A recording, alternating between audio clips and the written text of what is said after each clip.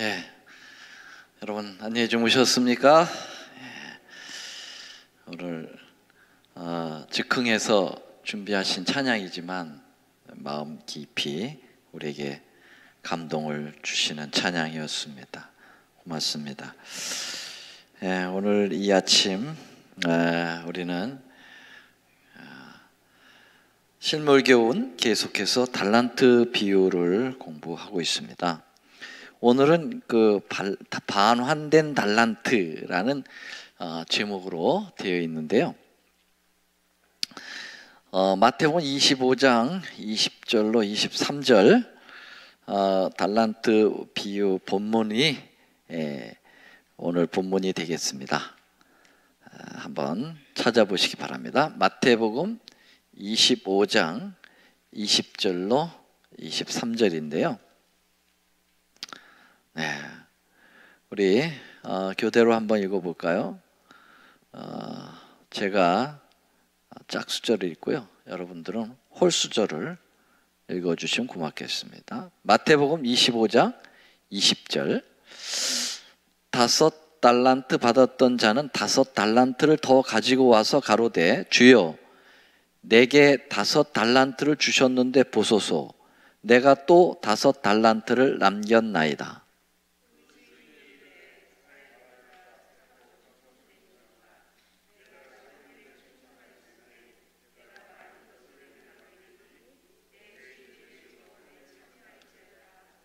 두 달란트를 받았던 자도 와서 가로되 주여 내게 2달란트를 주셨는데 보소서 내가 또 2달란트를 남겼나이다.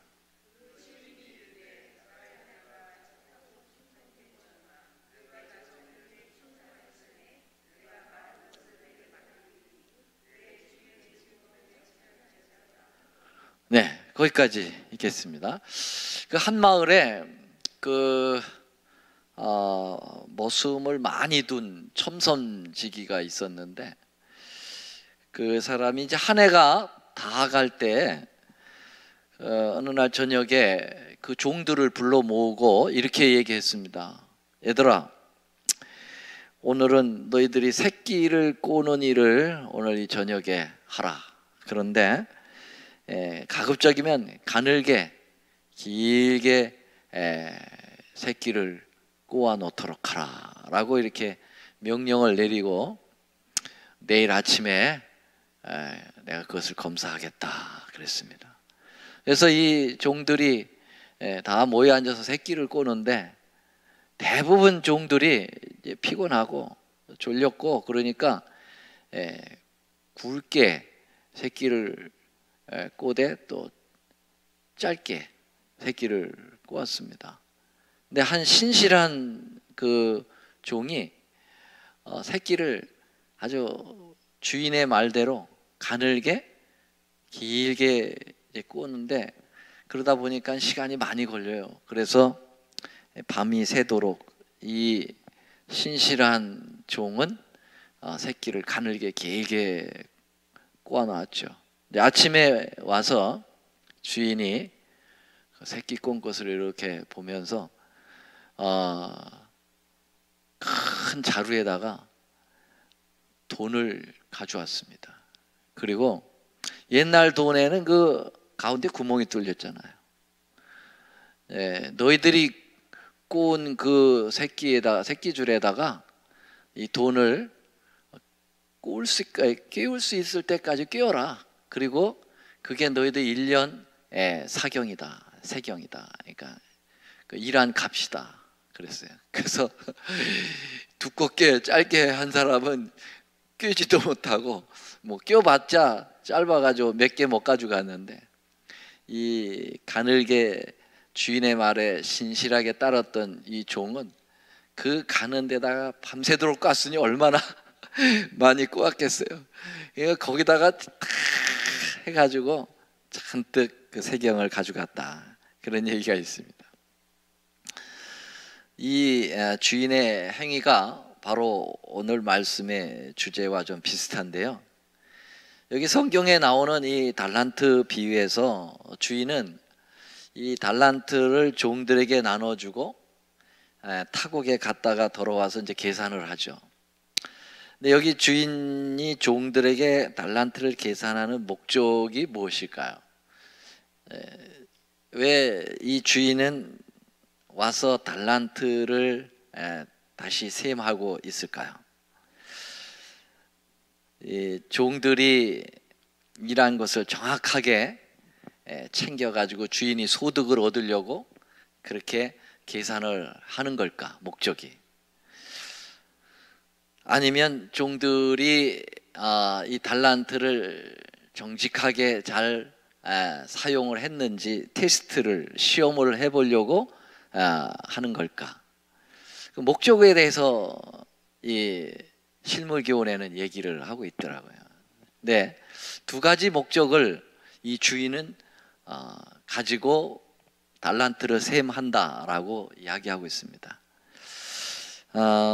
성경을 자세히 읽어보면은 그 주인의 두 가지 목적이 있는데, 그 하나는 달란트를 어떻게든지 이득금을 챙겨가지고 주인이 소득을 얻으려고 하는 게 아니고, 주인의 목적은 더 많은 것을 신실한 종들에게 반환, 리턴 달란트입니다. 반환을 해서 그 종을 아주 유익하게 만들려고 하는 것이 이 주인의 의도였다라고 하는 것입니다.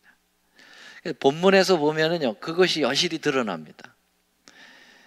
5달란트를 받은 자는 5달란트를 더 가지고 와서 가로되 주여 내게 5달란트를 주셨는데 보소서 내가 또 5달란트를 남겼나이다.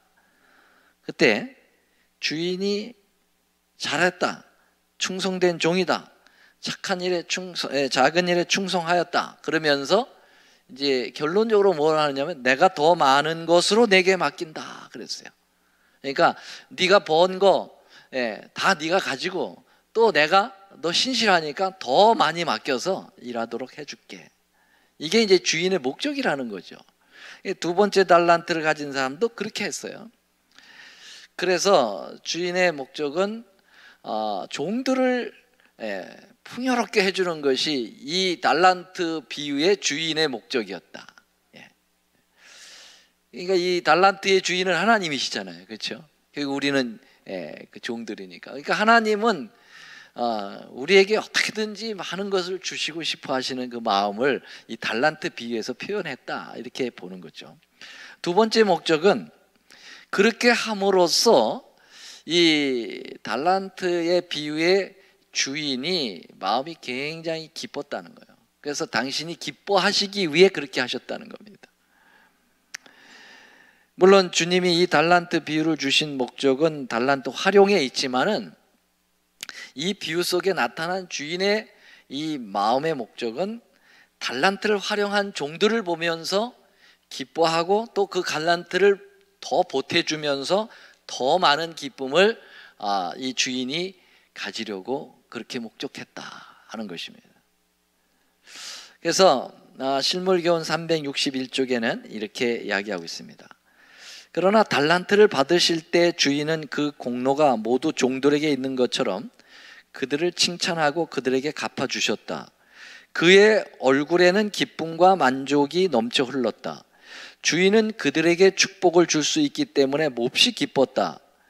주인이 그들의 모든 봉사와 희생에 대하여 갚아주시는 이유는 그것으로 인해 주인이 그들에게 빚졌기 때문이 아니라 그분의 마음에 사랑과 친절이 흘러 넘치기 때문이었다 그랬습니다. 그래서 이 주는 자들에게 오는 기쁨이 어떠한가를 가르쳐주고 싶었던 거죠.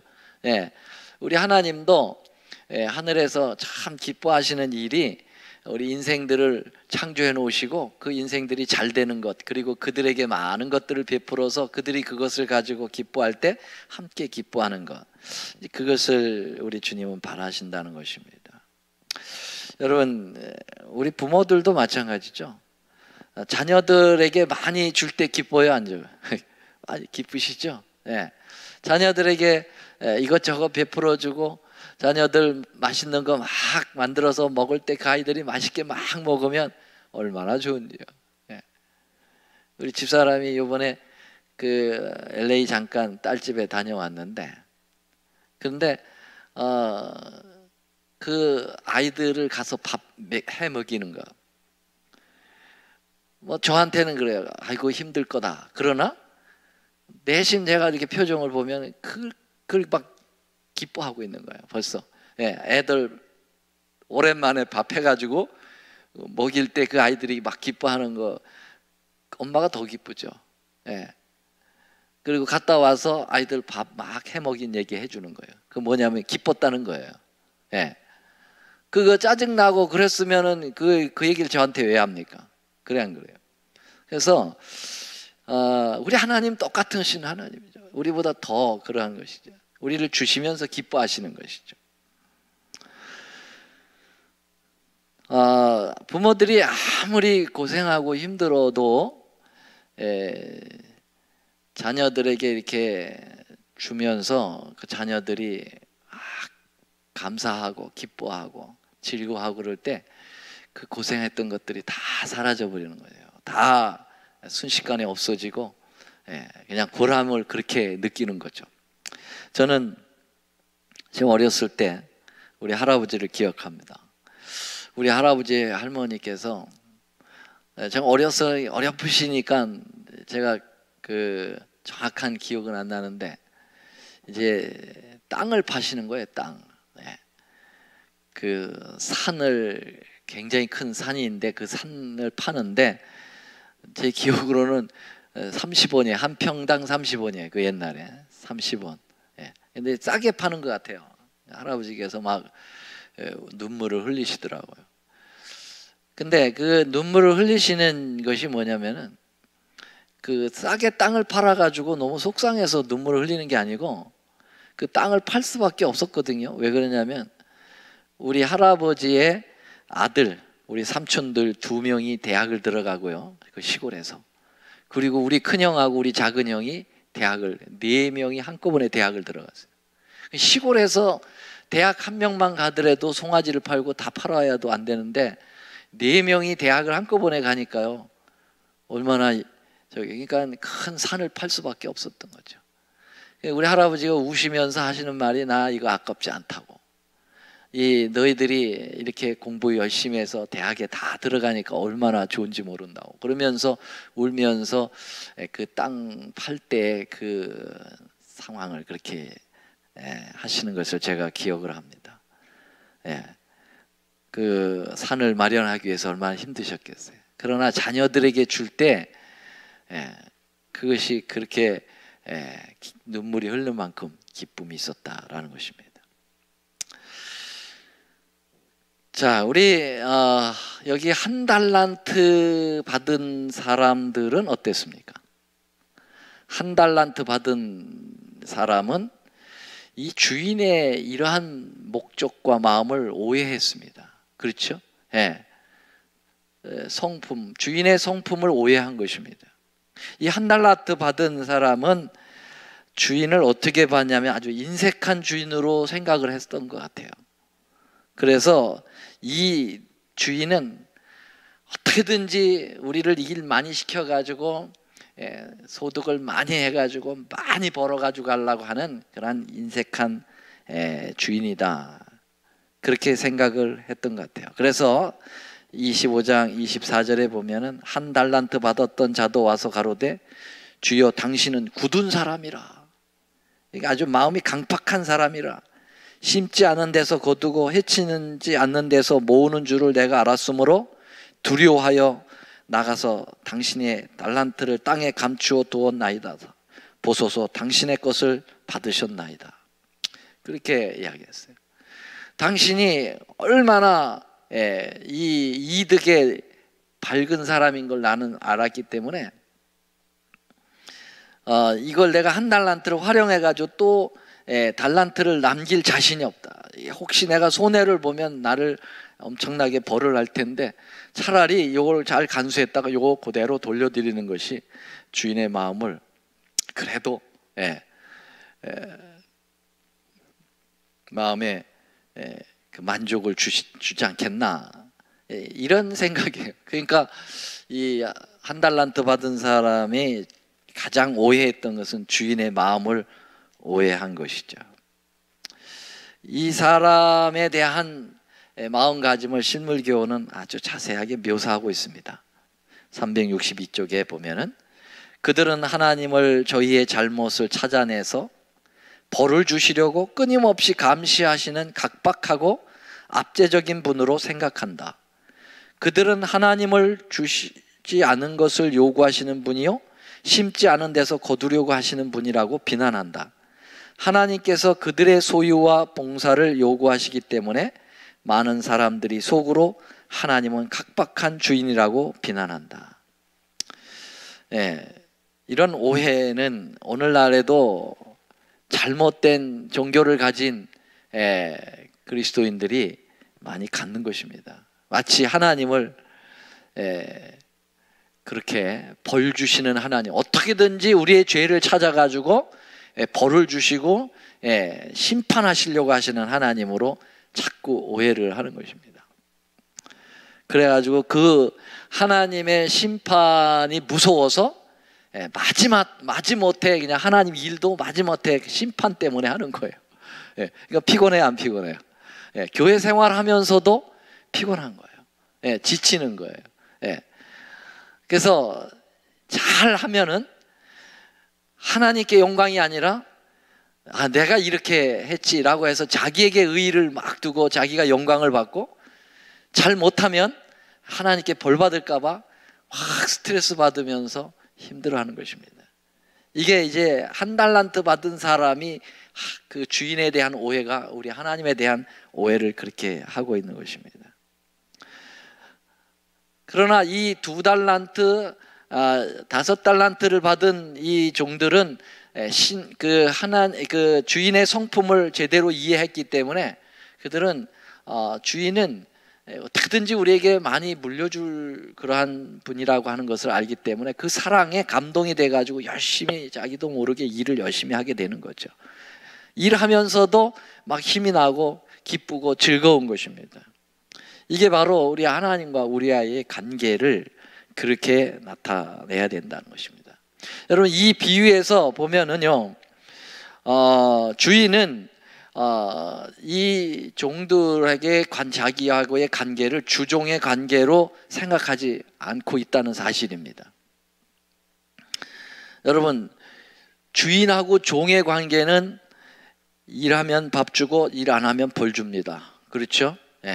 일 많이 하면 많은 보상을 하고, 일 작게 하면 나름대로 평가를 해서 그 야단을 치고 어려움을 주죠.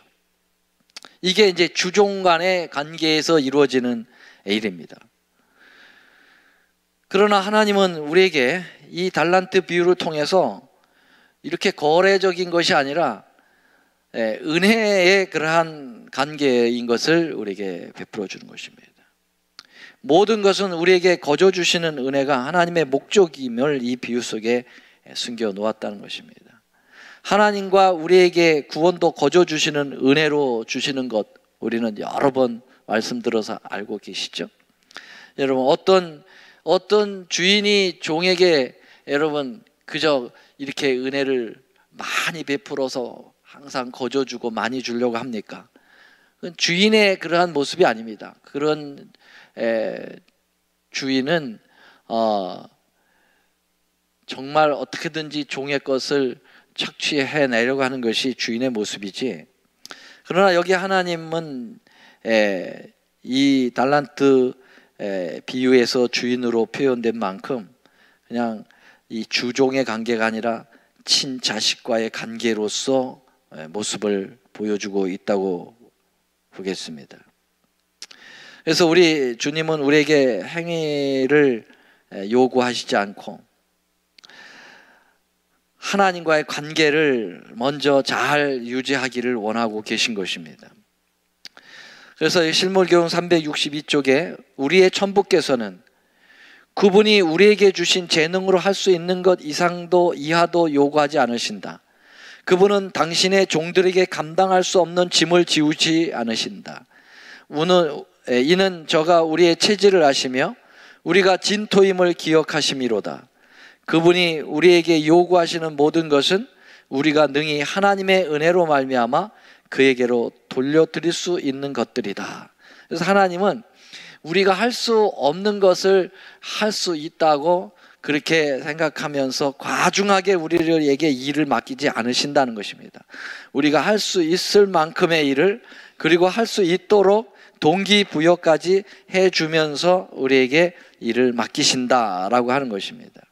그래서 오직 우리가 할 일은 그분에게 의지하고 우리의 의지를 그분에게 바치는 일만 하면 그분이 그 일을 대신 이루어 주신다, 그렇게 말씀하고 있습니다. 그러나 우리가 우리 자신을 온전히 하나님께 바치고 우리의 일에 그분의 지시를 따른다면 그분은 책임을 지시고 그 일을 성취시켜 주실 것이다. 그분은 성심으로 한 우리의 노력이 성공할지에 대해 추측하는 것도 원치 않으신다. 우리는 단 한 번도 실패에 대하여 생각하지 말아야 한다.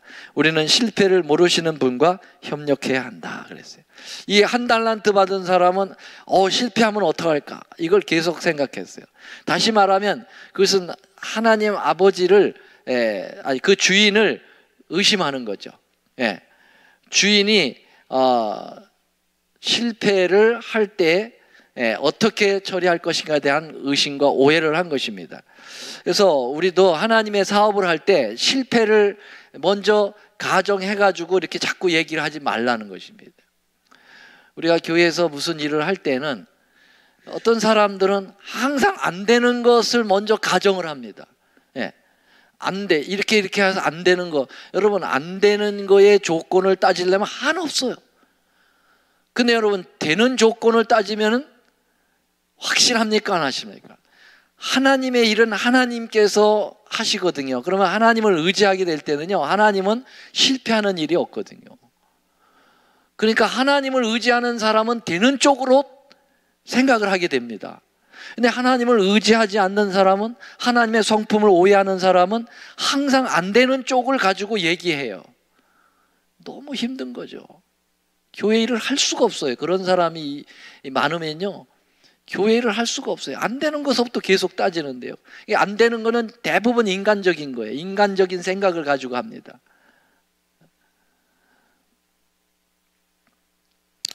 그래서 이 달란트 비유가 상당히 중요한 것을 우리에게 이야기하고 있습니다. 그 나폴레옹 얘기 혹시 아십니까? 나폴레옹이 뭐라고 그랬어요? 내 사전에는 뭐가 없다고요? 불가능이 없다고 그랬는데, 그 알프스 산을 넘어가지고 이제 침공을 하러 가는데 이 척후병을 보내가지고 우리가 이 겨울에 알프스 산을 넘을 수 있을지 없을지를 길을 다 보고 와서 나에게 얘기하라 그랬어요. 근데 갔다 와가지고 그 척후병이 못 간다. 이 높은 알프스를 넘어갈 때 그것을 어떻게 그 대포를 끌고 올라가며 뭐 이렇게 가지고 안 되는 걸 가지고 잔뜩 가져와서 보고를 했어요. 그때 나폴레옹이 한 얘기가 내 사전에는 불가능이 없다. 가자. 그래서 딱 넘은 다음에 어때? 넘은 다음에 그 척후병들이에요. 어때? 가능하지?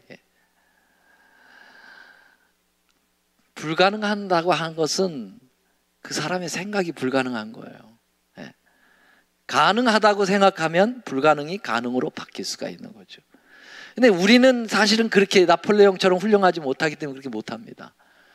근데 나폴레옹보다도 더 훌륭하신 분이 누구예요? 더 능력이 많이 하나님이시거든요. 하나님을 의지하면 하나님이 모든 것을 이루어 주시겠다고 약속하셨어요. 하나님의 일이라면 말이죠. 우리 세상적인 일, 내가 소득을 보는 일, 이런 것들은 아니죠. 근데 하나님의 선한 일에 있어서는 하나님 책임지시겠다고 그랬거든요.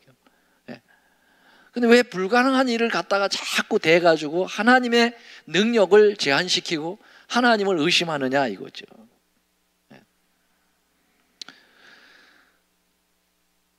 결코 우리의 판단에 따라 달란트를 평가해서는 안 되는 것입니다. 그래서 여기 보면은, 그러나 하나님께서는 우리의 표준을 따라 판단하지 않으신다.